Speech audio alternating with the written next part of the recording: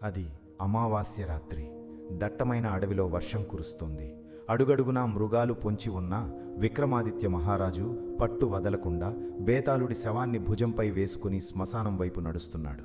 ఆ భయంకరమైన నిశ్శబ్దాన్ని ఛేదిస్తూ బేతాళుడు విక్రమార్కుడి చెవి దగ్గర గుసగుసలాడటం మొదలుపెట్టాడు. ఓ రాజా విక్రమార్క, ఈ చిమ్మ చీకటిలో నీ పట్టుదల చూస్తుంటే ముచ్చటేస్తోంది. అలిసిపోయావా రాజా? అయితే నీ శ్రమ తెలియకుండా ఒక కథ చెబుతాను విను. ఈ కథలో రాక్షసులు లేరు రాజా, సమాజం అనే భయంకరమైన మృగం ఉంది. ఆ మృగం చేతిలో రోజూ ప్రాణాలతో చచ్చిపోతున్న ఒక యువకుడి కథ ఇది. వాడి పేరు కార్తీక్. వయసు 30 దగ్గర పడుతోంది రాజా. వాడితో చదివిన వాళ్ళు విదేశాల్లో ఉన్నారు, కార్లు కొన్నారు, పెళ్లిళ్లు చేసుకున్నారు. కానీ వీడు ఉద్యోగం లేదు, చేసిన వ్యాపారం చేతులు కాల్చింది. వీడిని చూసి లోకం నవ్వుతోంది రాజా.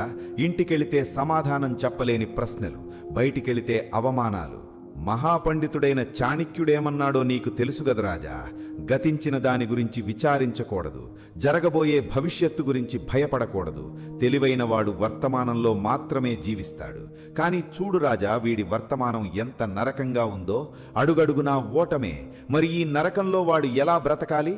పోరాటాన్ని వదిలేసి ఆశలు చంపుకొని దొరికిన చిన్న పని చేసుకుంటూ తన తలరాత ఇంతే అని కాంప్రమైజ్ అవ్వడం వీడు చెయ్యగలిగే ఉత్తమమైన పని కాదా?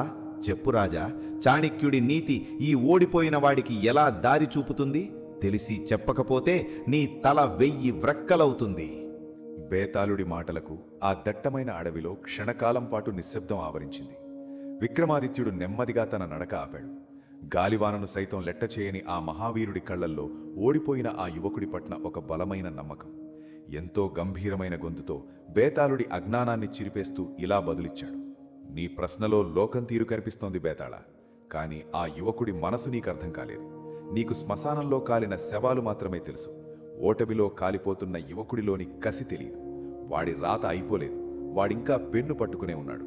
నువ్వు చాణక్యుడి మాటలను తప్పుగా అర్థం చేసుకున్నావు. తనతో ఉన్నవాళ్లు సెటిల్ అయిపోయారని వాడు భయపడుతున్నాడని అన్నావు. కొందరి పునాది త్వరగా పూర్తవుతుంది బేతాళ, ఎందుకంటే వాళ్ళు కట్టేది చిన్న ఇల్లు, కానీ వాడు నిర్మించబోయేది ఒక సామ్రాజ్యం. దానికి పునాది తవ్వడానికి సమయం పడుతుంది. మొదటి 10 ఓవర్లలో పరుగులు తీయలేదని ఆట ఓడిపోయినట్లు కాదు. వాడి అసలు ఆట ఇప్పుడే మొదలైంది. చాణక్యుడు గతం గురించి బాధపడద్దన్నాడు, ఎందుకంటే గతం అనేది ఒక క్యాన్సిల్ అయిన చెక్కు లాంటిది. భవిష్యత్తు అనేది ఎప్పుడు చేతికి వస్తుందో తెలియని ప్రామిసరీ నోటు లాంటిది.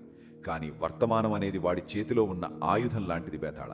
వర్తమానంలో బ్రతకడం అంటే అర్థం బాధను అనుభవిస్తూ కూర్చోవడం కాదు, ఆ బాధను యాక్షన్గా మార్చడం. భయం నీ దరికి చేరకముందే దాన్ని నాశనం చెయ్యి అని కూడా చాణక్యుడు చెప్పాడు. వాడికి భవిష్యత్తు మీద భయం పోవాలి అంటే వాడు చెయ్యాల్సిన ఒకే ఒక్క పని శ్రమ. పగలు రాత్రి తేడా లేకుండా పిచ్చివాడిలా కష్టపడటం. వాడు ఏమాత్రం కాంప్రమైజ్ అవ్వాల్సిన అవసరం లేదు. ఈరోజు వాడి జేబు ఖాళీగా ఉండొచ్చు, కానీ వాడి అవమానాలే వాడికి ఇంధనం. వాడు తన కన్నీళ్లను ఎప్పుడైతే చెమటగా మారుస్తాడో అప్పుడే వాడు తన భవిష్యత్తును జయించినట్లు లెక్క. అద్భుతం రాజా, అద్భుతం. ఒక ఫెయిల్యూర్ వెనక ఇంతటి అగ్నిపర్వతం దాగి ఉంటుందని అద్భుతంగా చెప్పావు. చాణక్యుడి నీటికి ఇంతకంటే గొప్ప వివరణ ఉండదు. కోల్పోవడానికి ఏమీ లేని వాడి కసి ఎంత ప్రమాదకరమో నాకిప్పుడు అర్థమైంది రాజా. కానీ నువ్వు మౌనం వీడావు. బేతాళుడు మాయమయ్యాడు. భుజంపై భారం దిగిపోయింది. కాని విక్రమార్కుడి ప్రయాణం ఆగలేదు. ఏమాత్రం వెనకాడకుండా మళ్లీ ఆ చెట్టు వైపు అడుగులు వేశాడు. ఎందుకంటే మళ్లీ మొదలు పెట్టడం అంటే ఓడిపోవడం కాదు, గెలవడానికి మరో అవకాశం దొరకడం. ఈ కథ వింటున్న యువతకు నేను చెప్పేదొకటే. నీ వయసు 24 అయినా 36 అయినా నువ్వు ఎక్కడ ఆగిపోయావో అక్కడి నుండే మళ్లీ మొదలుపెట్టు. నీ టైం అయిపోలేదు, ఇప్పుడే మొదలైంది. భయాన్ని వదిలేయి. చాణక్యుడు చెప్పినట్లు నీ వర్తమానాన్ని కష్టపడటానికి వాడుకో. రాయ్ మోటివ్ తెలుగు ఎప్పుడూ నీకు తోడుగా ఉంటుంది. All the best.